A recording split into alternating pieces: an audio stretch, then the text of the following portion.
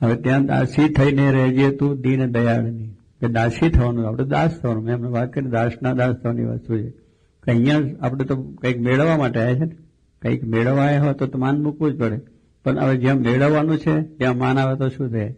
પરીક્ષિત રાજાને શું થયું કે ઋષિના આશ્રમમાં ગયો, હું રાજા છું, મારું સન્માન થવું જોઈએ અને મને સારી રીતે વ્યવસ્થા થવી જોઈએ. આપલા ઋષિ બિચારા ધ્યાનમાં હતા, એ ભગવાનના ધ્યાનમાં બેઠા હતા. એને કંઈ ખબર નથી કે રાજા આવ્યો છે કે શું આવ્યું. એ પોતે ભગવાનના અંદર તલ્લીન હતા. એને થઈ ગયું હું રાજા છું ને આવો બાવો માખા મીચીને બેહી રહ્યો છે, મારું સન્માન નથી કરતો. પેલા એનો ગુણ આવી ગયો, અભાવ આવી ગયો અને એના બાદ શબ્દો હાફ મરેલો હતો એના ગરમ નાખ્યો કે આ લાગનો છે. એના પછી શિષ્યોએ જોયું કે આ ગુરુ તો ધ્યાનમાં છે, આ રાજા એના અભિમાનમાં આવું કહ્યું તો જ્યાં 7 દિવસમાં તને સાફ કરે છે અને તારું મૃત્યુ થશે. એટલે થતી એટલે કેમ એક માને જ આવ્યું કે ભાઈ રાજા હોય કે પ્રજા હોય, ભગવાનના દરબારની અંદર તો બધા સરખા છે. ત્યાં જાય છે તો પછી આપણે એનું માન સન્માન નહીં રચવું જોઈએ. આપણે જ્ઞાન લેવા જઈએ છીએ અને ભગવાનના દર્શન કરવા જઈએ છીએ. 2 વસ્તુ માટે જ જઈએ છીએ. ત્યાં જઈને કઈ છે આપણા તીર્થોમાં જઈએ છીએ બધું, ત્યાં કંઈ આપણું સન્માન જોયું છે, કારણ કે આપણે બધા તીર્થમાં દર્શન કરવા જઈએ છીએ, સમાગમ કરવા જઈએ છીએ. એ દ્રષ્ટિથી જતા હોય પછી ત્યાં ક્યાંથી, પણ જ્યાં આગળ માન મૂકવું છે એ માનની ઈચ્છા થઈ, જે એના થકી આપણી મોટપ છે. ભગવાનને સંત થકી આપણે મોટા થયા, બુદ્ધિશાળી થયા, ગણ્યા ભણ્યા અને એક રીતે આપણે આગળ વધ્યા. હવે અહીંયા કંઈ માન હોતું નથી લેવાનું, પણ એ રીતે ત્યાં માની છે તેટલું બધું થઈ જાય. એટલે કહે છે કે દાસી થઈને રહેજે તું દીન દયાળની, ભગવાનના દાસ જ થવાનું.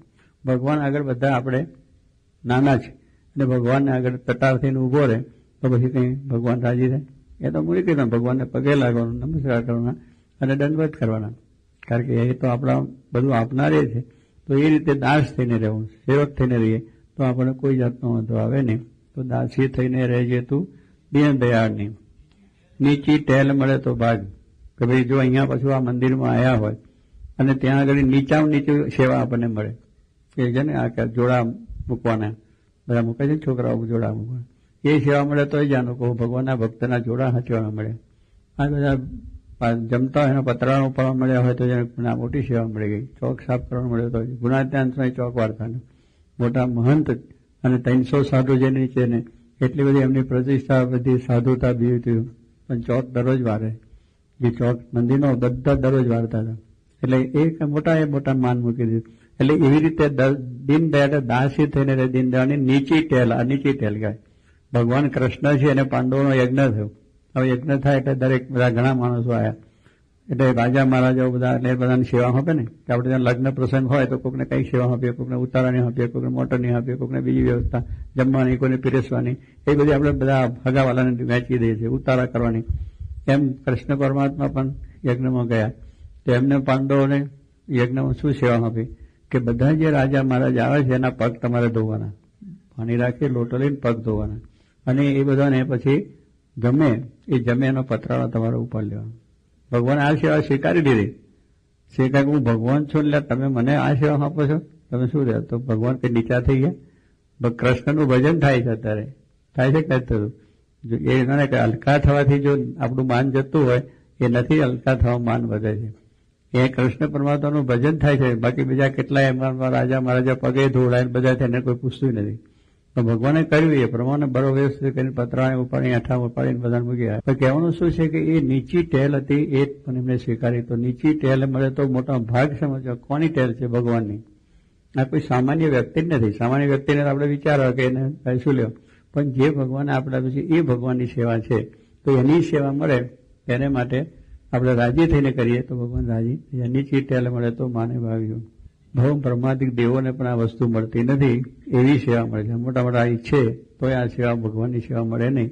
એ સેવા આપણને મળે, જે સેવા મળે તો કરવી રાજી. ભગવાન પાસે બેસવું એ પણ મોટા ભાગ છે, સમજ્યા રાણા? આ સભામાં બેસવું એ મોટા ભાગ હોય તો બેસાય એવું છે, નકર બેસાય ને અક્ષરધામની સભા. હવે અહીંયા આગળ એટલે કહ્યું કે પુરુષોત્તમ ભગવાન જ્યાં આગળ બેઠા હોય સાક્ષાત, અને એમની સભામાં જઈને આપણે અહીંનો એક મોટા વડા આવ્યા હોય એની સભામાં બેસવાનું મળે કેટલું આનંદ થઈ જાય. તો હો ભાગ છે કે આજે આપણે સાવી ગયા હતા, મોઈ સાહેબની સભામાં ગયા હતા અને એ બધું થઈ જાય. બધી અમારા લંડનમાં બધા રાની છે અને પછી પેલા હું મોટા સાહેબ હોય, પેલા બધી અમેરિકામાં પિન્ટલ સાહેબ છે, એને મળવામાં કેટલું થઈ જાય. આપણે પ્રિન્સ ચાલ છે ને, પ્રિન્સ ચાલ, એની સાથે ભોજન લેવાના પૈસા હતા. $1700 કદા £1700 દરરોજ જો એની જોડે જમવાનું મળે તો £1700 આપવાના. લ્યો, ભાગ્ય માની લીધું કે એની જોડે ચાર્લ્સની જોડે જમવાનું મળે. ચાર્લ્સ કોણ? પણ કહેવાનું શું, એવા ચાર્લ્સો કેટલાય રખડતા હોય, પણ આ તો મનમાં એમ છે કે એની સાથે બેસવાનું મળ્યું. એનો બધું એની પૈસા આપે લોકો જમતા હતા. એની જોડે બેઠવાનું મળ્યું, બીજું ત્રીજું ગયા. અમે ગયા એને મળી આવ્યા, બધું ખરખરો કરી આવ્યા. કહેવાની વસ્તુ શું છે, પણ એમાં કઈ બહુ મોટી વાત એટલે આ માણસને એમ થાય કે હા હા બહુ ભાગ્ય થઈ ગયા આપણો મોટા જબરજસ્ત કે આવા માણસની આપણે જઈને બેઠા. બરોબર છે, પણ બેઠા કે એમાં શું આપણે મોટી વસ્તુ છે, આ લોકની વસ્તુ છે. તો એની સભામાં જો આપણને એટલો મહત્તા સમજતા હોય આ લોકના માણસને, તો ભગવાન તો અનંત કોટી બ્રહ્માંડના રાજાધિરાજ. આવા તો એના એક રાજ છે, રાજના જેવા તો અનંત, આવા મૃત્યુલોક જેવા તો અનંત લોક છે. અનંત એના 14 લોકનું બ્રહ્માંડ છે. 14 લોકના બ્રહ્માંડ જેવા તો અનંત બ્રહ્માંડો છે. આજે વિજ્ઞાન કે નિહારિકા છે કે નિહારિકા બીજે નિહાર જતા વર્ષો થઈ જાય. એટલા બ્રહ્માંડો છે, એના અધિપતિ છે. જેટલું એની પાસે સંપત્તિ એટલી સત્તા છે. ઉત્પત્તિ સ્થિતિ પ્રલય એ કરે. આપણી સત્તાઓ શું છે? આપણે શું રાજા મહારાજા અત્યારે બધા છે, કિંટલ સાહેબ હોય કે બીજા એમની પાસે શું સત્તાઓ? એના કરતા અનંત ઘણી સત્તા જેની પાસે છે. હવે એની પાસે જઈને આપણે માગીએ કે અમે આમ ને તેમ ને બીજું દેખાડીએ. સોનાનો પર્વત છે અને વીટી પહેરીને જાય રાણા. જુઓ, એટલે હોનાનો પર્વત છે, તારે વીટી શું હિસાબમાં છે? તું વાત કરે છે હોનાની વીટી પહેરીને આમ બતાવ. હોનાના પર્વત આગળ બેવાનો. હોનાનો પર્વત જ આખો છે. જેટલી વીટીઓ એમાંથી નીકળે, હજારો ને કરોડો નીકળી જાય. એનો મનમાં આમ પોરા કે મારો ભાગ. ભાઈ એવું નથી. આ મોટા એટલે ભગવાન આગળ આપણે હાવ નાના છે. ગમે એટલા મોટા હોય તો ભગવાન આગળ આપણે નાના છે. તો એ રીતે એના થઈને આપણે રહેવું કે એની જે સેવા મળી એ મોટા ભાગ આપણે સમજવા. એ સભામાં બેસવાનું મળ્યું, એમના દર્શન થયા, એ મોટા ભાગ સમજવાનું. ભગવાનની સાથે દરરોજની પ્રીત નવી નવી કરી. પ્રીત દરરોજ આપણે નવું થવું જોઈએ. ભગવાનના દર્શન કરીએ તો આજે બહુ સારા દર્શન કરે. જો કે મારે કે ઓહો આજે બહુ દર્શન તો વાઘા એ પહેર્યા હોય, બીજે દાડે પહેર્યા, આગલે દાડે પહેર્યા એ જ હોય. પણ સ્વામી કે બહુ દર્શન થાય, અલૌકિક દર્શન થાય, દિવ્ય દર્શન થાય. એટલે શું નવીનતા. જો ભગવાનને આપણે મોટો સમજ્યા હોય તો પછી એને આપણા ઉપર શંકાની વાત નથી. ભગવાનની મહત્તા છે કે એમના દરરોજના નવા દર્શન થવા જોઈએ. આપણે દરરોજ વસ્તુ ખાઈએ છીએ એની જ ખાઈએ છીએ ને, તો એક આજ તો મને બહુ ટેસ્ટ આવ્યો, બહુ સરસ વસ્તુ બની. દરરોજ એની જ છે ને, એ ઘઉં ચોખાની જ બને, બીજું કંઈ નથી બનતું. પણ માણસને એનું જેમ નવીનતા લાગે છે એમ ભગવાનના દર્શનની પણ નવીનતા લાગે. પણ ક્યાંક તો જઈએ છે પેલા કાલે ભાગા પહેર્યા હતા ને એના એ જ છે, અને એનું એ જ છે, બીજું કંઈ છે નહીં. એ સિયાંશમાંથી કંઈ આગા પાછા થતા નથી, એના એ દર્શન થાય, બીજું કંઈ થાય છે. અને આપણે એવી વસ્તુ મને પણ ભગવાન છે એ બધું કરે છે. એ હુવે છે, બે છે, ઉઠે છે, આગા પાછા બધું થાય છે. આપણે જોતા નથી, એટલું જ વસ્તુ છે, બાકી દેખાય જ બધું. એટલે કહેવાનું શું છે કે આપણે આ દુનિયાની મહત્તા પણ ભગવાનની મહત્તા સમજાતી નથી. તો એ પણ નવીનતા હોવી જોઈએ. કે આજે હું દર્શન ગયો, મને બહુ અલૌકિક દર્શન થયા.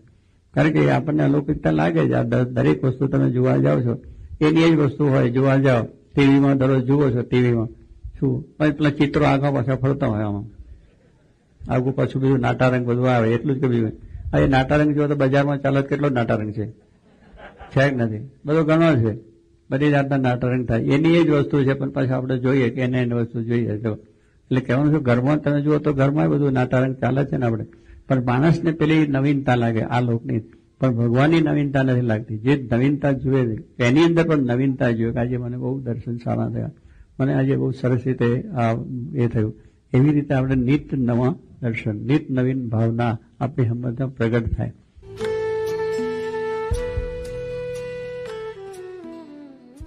હવે બીજાનું સન્માન દેખીને પાછા દાજીએ કે ઓહો આનું સન્માન થયું, હું રહી ગયો. ભલે થયું, એનું શું હતું? એને ભગવાને મોટા કર્યા છે કે એને કંઈક સારું કાર્ય કર્યું છે તો કોઈ સન્માન થાય. મને સન્માન થાય એટલે આપણે રાજી થવું જોઈએ. પણ મારું ના થયું ને એનું થયું, એટલે દાજવાની જરૂર નથી. કોકને ત્યાં સારું ફ્રીજ આવ્યું હોય ને તો એ રાણા ચટપટી થાય કે સારું એને ત્યાં ક્યાંથી આવ્યું. એનો બંગલો જોઈને પોતે દાજે, મારો બંગલો કરીને બેઠો છે ને, ઓહો પણ તારે શું તેમાં? આપણા ઘરમાંથી પૈસો ગયો છે, આપણે કંઈ મહેનત કરવી પડી છે, એને ભગવાને આપ્યું છે ને એને બનાવ્યું છે. પણ એવી વસ્તુ જોઈને દાજે, એવું સન્માન જોઈને દાજે. પણ એને પાછું સન્માન થાય એનું પાછું કંઈક લખીને એનું સન્માનને ખંડન કરવા માટેનો પ્રયત્ન થાય. કેટલી જાતના બધા કાગળિયા, છાપણ, બાપણ બધું ચડાવી નાખે, બીજાને બે આબરૂ કરી નાખે. એવો માણસની કાંઈક ઈર્ષા વસ્તુ એવી છે. એટલે કોઈનું સન્માન જોઈને દાજવું નહીં. ભગવાન છે દરેકને કંઈ આપ્યું છે, સારું છે. આપણે એવું કરો તો આપણે આગળ વધવું છે, મારે ઈર્ષા કરવી તો નારદ થયા જોઈએ. નારદ ને તુમરું 2 જણા હતા. ભગવાન વિષ્ણુ આગળ પેલી પોતે સંગીત કરીને ગાન વિદ્યા કરવા ગયા. બહુ સરસ રીતે નારદજી તો બહુ હોશિયાર હતા ગાન વિદ્યાની અંદર, એમને બહુ સરસ રીતે કર્યું. તુમરું એ પણ બજાયું. ભગવાને કહ્યું કે આ તુમરુંના જેવું નથી આવડતું. નારદજીની ઈર્ષા થઈ કે હું મોટો, વર્ષો સુધી હું આ ગાન વિદ્યા કરું છું, તમારી આગળને આટલું બધું સરસ રીતે મારી ગાન વિદ્યા આખી દુનિયામાં પ્રસિદ્ધ થઈ ગઈ, બધા કેટલા માણસો મારી પ્રસિદ્ધિ કરી નાખીને તમે આ મને એ લલકો પાડી દીધો. આ 2 પૈસાનો હોય, શું નામ, તુમરું 2 પૈસાનું. હવે એની હલકે જ લાગે. એટલે પછી મહારાજ ભગવાને કહ્યું પણ એના જેવું તો નથી આવડતું. એ ગયા, ઉપડ્યા પાછા શીખી આવ્યા. 2-5 વર્ષ શીખી બરોબર સારું. પછી આવ્યા, પેલા આવ્યા 2 આવ્યા. પછી કહ્યું બહુ સરસ રીતે ગાન, જરા વિશેષ રીતે. ભગવાન કહે હજુ તુમરું જેવું નથી આવડતું. વળી પાછો મનમાં ઉભો થઈ ગયો. વળી ગયા તે 7 મન્વંતર સુધી. કેટલા મન્વંતર, કેટલા એના સમય બહુ મોટો થઈ જાય ત્યાં સુધી ગાન વિદ્યા શીખ્યા. ભગવાન આગળ જઈને કહ્યું, ભગવાન કે નથી આવડતું. ભગવાન કે અમારે કરવું શું પણ આવે, આ તો બધું છેલ્લું થઈ ગયું ઠેઠ સુધીનું, કે બધું જેટલું શીખવા જેવું બધું શીખીને આવી ગયું. આનું શું? ભગવાન કે એક જ ઉપાય છે, તુમરું પગે લાગો. આ તુમરું છે ને પગે લાગો, મને તારા જે વિદ્યા આવડે એટલું જ. શું? માન. આ માન મૂકવાનું ભગવાને કહ્યું. તમે મૂક્યું, જેના ઉપર ઈર્ષા છે એની પાસે વિદ્યા શીખો. જેને તમને છે એના પાસે તમે વિદ્યા શીખો એટલે તમારી વિદ્યા સંપૂર્ણ થઈ કહેવાય. એમ આપણે છે કોઈ સારો આગળ વધતો હોય તો એના જેવો આપણે પ્રયત્ન કરો, એના જેવો આપણે કંઈક એ થાય તો ભગવાન આપણા પર રાજી થાય. પણ એનું ખોટું કરીને આપણે કરવા જે થાય નહીં. કોઈનું ખોટું કરીને આપણે સારું થાય, કોઈનું ભલું કરો તો આપણું ભલું થાય, કોઈનું સારું કરો તો આપણું સારું થાય. પણ આ તો કોઈનું બુરું કરે તો આપણું બુરું થાય. તો એ અહીંયા કહે છે કે આપણે કોઈનું સન્માન દેખીને દાઝવું નહીં. મગન થઈને ભગવાનને રાજી થઈને આપણે સેવા કરવી. ભગવાન રાજીને રાજી. સહજાનંદ સ્વામી મહારાજ.